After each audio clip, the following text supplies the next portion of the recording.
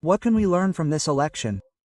Well, everything went as planned. Ultimately, we expected a victory for Alassane Ouattara, who was up against candidates who were not supported by major political parties. We had our doubts and concerns. In any case, the turnout was the element that was monitored. So, 50.1% is a decent rate. That means that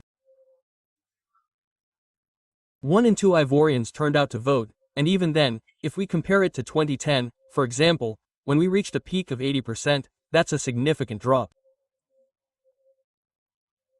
And even if we compare it to the last presidential election, when we almost reached 54%, it's still a significant drop, and I'll add that. That is to say, They shunned the election a bit. they shunned the election.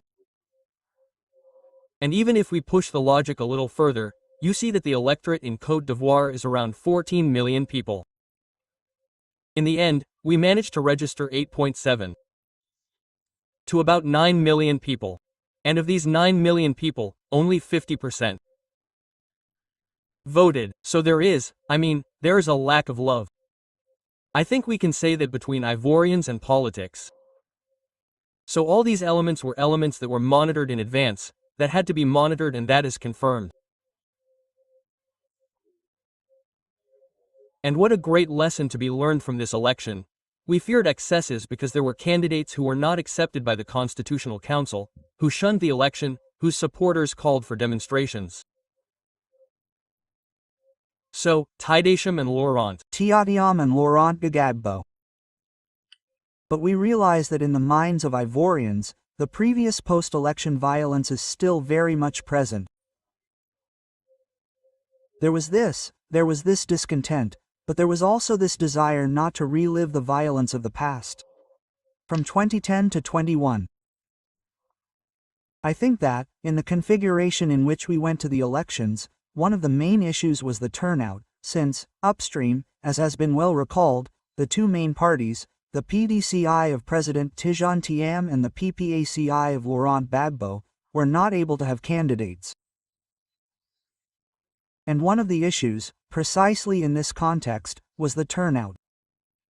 And when we decipher the turnout rate, when we refine it, we notice that there are parts where the rate is very high and parts where it is lower. Here, the north, which is the fifth of Ouattara, had scores above 80%. There are even regions where the vote was above 90%, while in the south the rate is much lower. I believe that from there, we will probably come back to it. One of the challenges for the president will be to behave as the president of all Ivorians, including the north and the south. You know, there was the famous phrase on Corneille's website, "To win without peril is to triumph without glory." I know exactly what is happening. Moreover, it was without peril.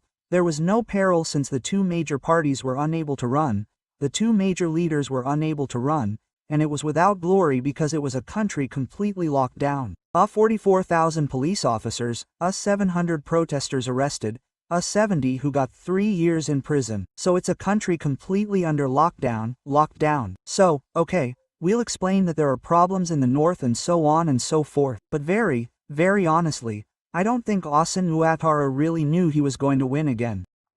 That's what happened. But the score here is very high. Antoine Glazer 89.77%. Yes, but it wasn't an election day, it was an ordinary day, unless there were unfortunately a certain number of deaths in the north and so on.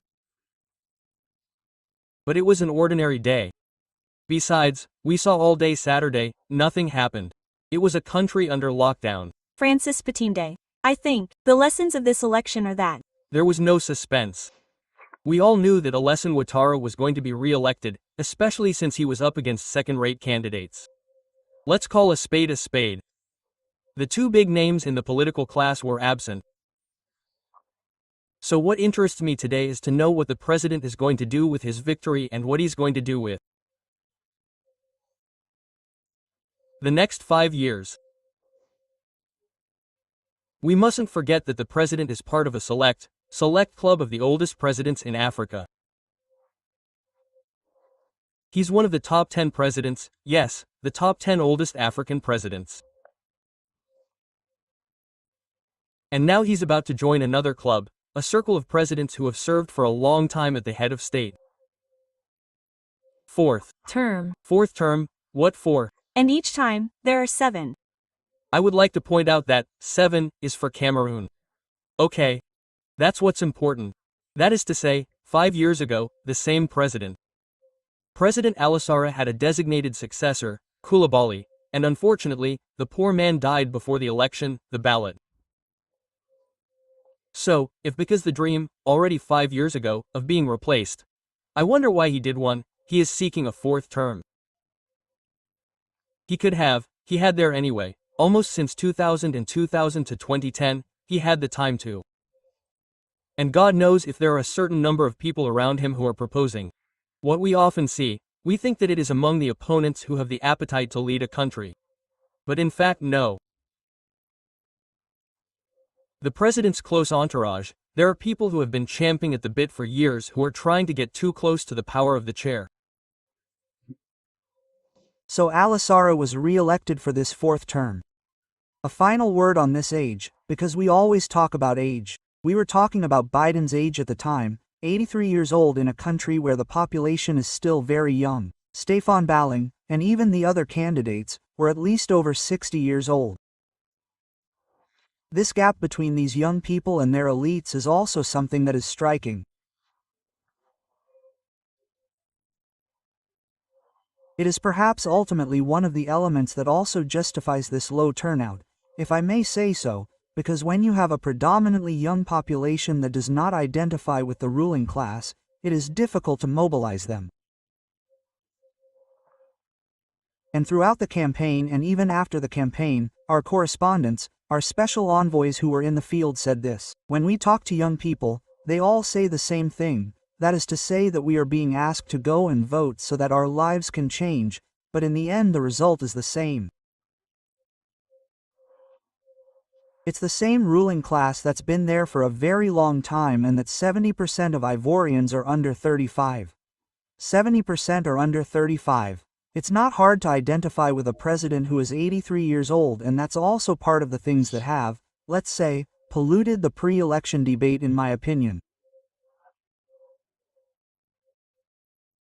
Ultimately, because we've stayed around the same people, between Ouattara, who is contesting a 4th term, Laurent Gbagbo, who was already Ouattara's opponent in 2000, in 2010, and who himself said in an interview, well, I wasn't interested in running for office, I went for it in the end because he was also going for it. It's as if he didn't. It's as if the whipping was so close that it's as if the whipping had never started. That's what's incredible. We've always had 3 men in a boat. At one point, you really had Ouattara in the room, who was allied with Laurent Gbagbo against Henri Mbadier. Henri Konambeye was replaced by TNTM. Now you have TNTM with their own Gbagbo against Alassane Ouattara. It's really 3 men in a boat. It's as if this country can't reconcile because reconciliation means justice. There is no justice, and so it's a country that still remains very much left out. I think that the low inclusion of young people, their low involvement in the management of power, also explains the order of priority. We saw in the report that growth is not very well shared. Because if young people are not involved in decision-making, it means that the country's priorities probably do not take their concerns into account because, paradoxically, at a time when the Ivorian economy is doing well, youth unemployment is still a concern for young graduates in particular. Just a word about age. Age is considered sacred in Africa. That's what it is, provided that it is wise. One of the wisest things is not to seek too many mandates. So you see, that's because you can be young and not be in tune with the youth. And I'll give you an example. In some countries in the Sahel, the governance is young, but in terms of the economy, Côte d'Ivoire is still much better. Yeah,